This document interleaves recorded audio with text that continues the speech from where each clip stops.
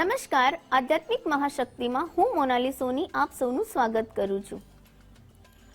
ક્ષીરસાગર ઉપર શેષ શૈયા ઉપર બિરાજમાન ભગવાન વિષ્ણુજી જે આપણા જીવનમાં જે આપણા જરૂરી એવા સુખો કે આપણા દાંપત્ય જીવનને લગતા સુખો, આપણા જે કરિયર છે, આપણું જે વ્યવસાય છે તેને લગતા સુખો, સંતાન સુખ, દરેક પ્રકારના સુખ અને સમૃદ્ધિની પ્રાપ્તિ કરાવે. ભગવાન વિષ્ણુ જે ક્ષીરસાગરમાં શેષ શૈયા ઉપર બિરાજમાન છે અને માતા લક્ષ્મીજી તેમના ધર્મપત્ની છે. તો ભગવાન વિષ્ણુજી આપણા ગુરુ ગ્રહને મજબૂત કરે છે. એટલે કે ગુરુ ગ્રહ જે આપણા બ્રહ્માંડમાં ખૂબ જ મોટો ગ્રહ માનવામાં આવે છે, જે આપણા જીવનમાં આપણા સુખને વધારે છે, આપણા ભાગ્યને ખૂબ જ સારું ચમકાવવામાં મદદરૂપ કરે છે. ભગવાન વિષ્ણુના અલગ અલગ ઉપાયોની જો વાત કરીએ તો નિયમિત રૂપે જો તમે ગુરુવારનો ઉપવાસ કરો છો તેમાં પણ તમે પીળી હળદર નાખીને સ્નાન કરવું, નિયમિત રૂપે પ્રાત સવારે જાગીને તમારે ભગવાન વિષ્ણુની પૂજા અર્ચના કરવી. સાથે સાથે તમે ભગવાનને 5 હળદીની ગાંઠ અર્પણ કરો અને ભગવાન વિષ્ણુના મંત્રનું જાપ કરો. ઓમ નમો ભગવતે વાસુદેવાય નમઃ. આ રીતે તમે ભગવાન વિષ્ણુનું દર ગુરુવારે જો નિયમિત રૂપે વ્રત રાખીને તેમની પૂજા અર્ચના કરો છો તો પણ ભગવાન વિષ્ણુ તમારા જીવનમાં દરેક પ્રકારના સુખ અને સમૃદ્ધિ પ્રાપ્ત કરાવે છે. ભગવાન વિષ્ણુના વિશેષ આશીર્વાદ પ્રાપ્ત કરીને દરેક વ્યક્તિ તેના જીવનના દરેક ક્ષેત્રમાં ખૂબ જ સારી એવી પ્રગતિ કરી શકે છે.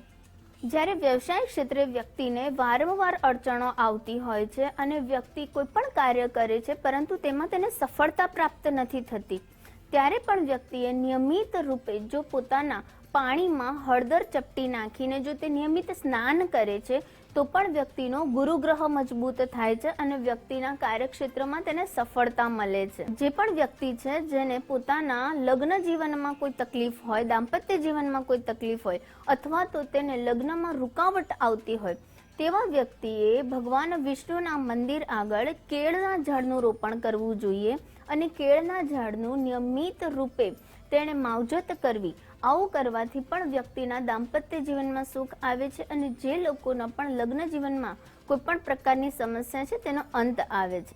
દર ગુરુવારે તમારે નિયમિત ભગવાન વિષ્ણુજીની પૂજામાં તમારે 11 ગોમતી ચક્ર લેવાના છે. 11 ગોમતી ચક્ર ઉપર તમારે હળદરનું તિલક કરવાનું છે અને 108 વાર ભગવાન વિષ્ણુજીના મંત્રનો જાપ કરવાનો છે. ઓમ નમો નારાયણાય નમઃ અથવા તો ઓમ નમો ભગવતે વાસુદેવાય નમઃ. આ બંનેમાંથી કોઈ પણ એક મંત્રનો તમારે એ ગોમતી ચક્ર ઉપર તિલક કરતી વખતે જાપ કરવાનો છે અને ત્યારબાદ તમારે આ 11 ગોમતી ચક્ર ભગવાન વિષ્ણુજીને અર્પણ કરવાના છે. સાથે સાથે 5 હળદરની ગાંઠ પણ તમે ભગવાન વિષ્ણુજીને અર્પણ કરો છો તો ભગવાન વિષ્ણુ તમારા ઉપર ખૂબ જ પ્રસન્ન થાય છે અને તેમની કૃપાથી પણ તમારા જીવનમાં ખૂબ જ સારા પરિવર્તનો આવે છે.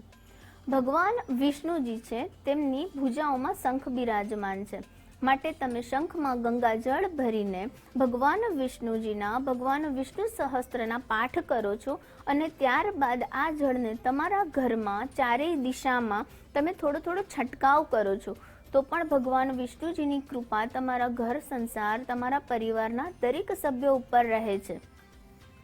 ભગવાન વિષ્ણુજીને નિયમિત તમે પ્રસાદી રૂપમાં જો ખીરનો ભોગ અર્પણ કરો છો તો પણ ભગવાન વિષ્ણુજી ખૂબ જ જલ્દી પ્રસન્ન થાય છે. સાંજના સમયે તમે તુલસી ક્યારે દીવો પ્રગટાવો, કારણ કે જે માતા લક્ષ્મીજી છે તે ભગવાન વિષ્ણુજીના ધર્મપત્ની છે અને સાંજના સમયે તુલસી ક્યારે દીવો પ્રગટાવીને તમે વિષ્ણુ ભગવાનના મંત્રનો જાપ કરો છો તો પણ તમારા ઘરમાં સ્થાયી લક્ષ્મીનો નિવાસ થાય છે. એવું કહેવામાં આવે છે કે જે પણ વ્યક્તિ છે તેને ચારેય તરફથી બહુ જ તકલીફોમાં ઘેરાયેલો છે તે વ્યક્તિ કોઈ પણ રીતે આગળ સફળતા પ્રાપ્ત નથી કરી શકતો. વારંવાર તેના જીવનમાં ખૂબ જ તેને રૂકાવટોનો સામનો કરવો પડે છે અને જ્યારે તેના કોઈ પણ માંગલિક કાર્ય હોય છે ત્યારે પણ વ્યક્તિનું તે માંગલિક કાર્યોમાં કોઈક ને કોઈક રીતે અવરોધ પેદા થતો હોય છે. ત્યારે વ્યક્તિએ 11 હળદરની ગાંઠ લેવી જોઈએ. ત્યારબાદ તેને સફેદ સૂતરના દોરામાં પોરવીને આ 11 હળદરની ગાંઠની માળા બનાવવી જોઈએ અને ત્યારબાદ ગુરુવારના દિવસે ભગવાન વિષ્ણુને જો તે આ હળદરની ગાંઠની માળા અર્પણ કરે છે તો પણ તેના દરેક કાર્યો ખૂબ જ સારી રીતે અને સફળતાપૂર્વક સંપન્ન થાય છે અને દરેક કાર્યમાં આવતા અવરોધો પણ તેના દૂર થાય છે. ભગવાન વિષ્ણુજીને જે સત્યનારાયણ દેવની કથા આવે છે તે તમે નિયમિત રૂપે તમારા ઘરમાં કરો છો અથવા તો તમે મહિનામાં એકાદ વખત કે પૂનમના દિવસે કે 11ના દિવસે ભગવાન સત્યનારાયણ દેવની કથા જો તમે તમારા ઘરમાં કરો છો તો પણ તમારી દરિદ્રતાનો નાશ થાય છે. ભગવાન સત્યનારાયણની કથા આપણા ભવ પાર કરવા વાળી છે અને આપણા જીવનમાં આવતા વિઘ્નોને ટાળવા વાળી છે. માટે તમે ભગવાન સત્યનારાયણની કથા ગુરુવારના દિવસે અથવા તો 11 અથવા તો પૂનમના દિવસે કરો છો તો પણ ભગવાન વિષ્ણુજીની કૃપા હંમેશા તમારા પરિવાર ઉપર બનેલી રહે છે. ભગવાન વિષ્ણુની જ્યારે વાત આવે છે ત્યારે જે સાક્ષાત ભગવાન વિષ્ણુ છે, જે બ્રહ્માંડની ઉત્પન્ન કરનારા આપણા જે ભગવાન વિષ્ણુ છે, તેમના વિશેષ ઉપાયો કરવાથી વ્યક્તિના જીવનમાં દરેક પ્રકારની દુઃખ અને દરિદ્રતાનો નાશ થાય છે. માતા લક્ષ્મીજીને પણ જો તમારે પ્રસન્ન કરવા હોય તો પણ તમે ભગવાન વિષ્ણુજીના જો ઉપાયો કરો છો તો સાક્ષાત ભગવાન વિષ્ણુજી અને માતા લક્ષ્મીજીની તમારા પર કૃપા બનતી રહે છે. નિયમિત રૂપે તમે 11નું વ્રત પણ કરી શકો છો અથવા તો 11ના દિવસે તમે ઉપવાસ રાખીને ભગવાન વિષ્ણુ સહસ્ત્ર સ્ત્રોતનું જો પાઠ કરો છો તો પણ ભગવાન વિષ્ણુજીની ખૂબ જ સારી કૃપા તમારા જીવન પર બનેલી રહે છે. ભગવાન વિષ્ણુજીના મંદિરમાં દર ગુરુવારે વ્યક્તિ જો પીળા 5 ફળો અર્પણ કરે છે, સાથે સાથે તે હળદરની ગાંઠ ભગવાનને વિષ્ણુને અર્પણ કરે છે અને ચણાની દાળનું પણ નિયમિત રૂપે ગુરુવારના દિવસે જો તે અન્નના ભંડારામાં દાન કરે છે તો પણ ભગવાન વિષ્ણુજી તેના પર પ્રસન્ન થાય છે અને તેનો વ્યક્તિનો જે ગુરુ ગ્રહ છે તે ખૂબ જ મજબૂત થાય છે અને ગુરુ ગ્રહ મજબૂત થવાથી પણ ભગવાન વિષ્ણુની કૃપા તેને વિશેષ મળતી રહે છે.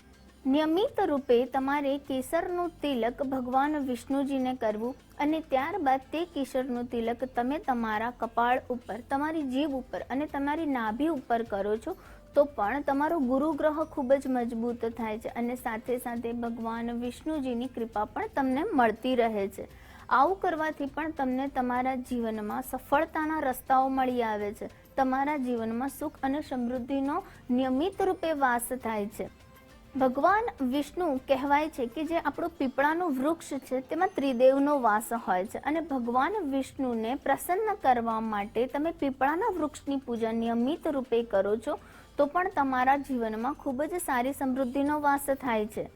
નિયમિત રૂપે તમે સાકરવાળું જળ પીપળાના વૃક્ષની જડોમાં જો અર્પણ કરો છો તો પણ ભગવાન વિષ્ણુજીની કૃપા તમને મળે છે. ભગવાન વિષ્ણુજી તમારા દરેક અશુભ ગ્રહના જે દોષ છે તે દૂર કરે છે અને તમારા જીવનના વિઘ્નો ટાળે છે. આવું કરવાથી પણ તમને ત્રિદેવનો જે આશીર્વાદ છે તે પ્રાપ્ત થાય છે અને ભગવાન વિષ્ણુજીની સાક્ષાત કૃપા તમારા પર બનતી રહે છે.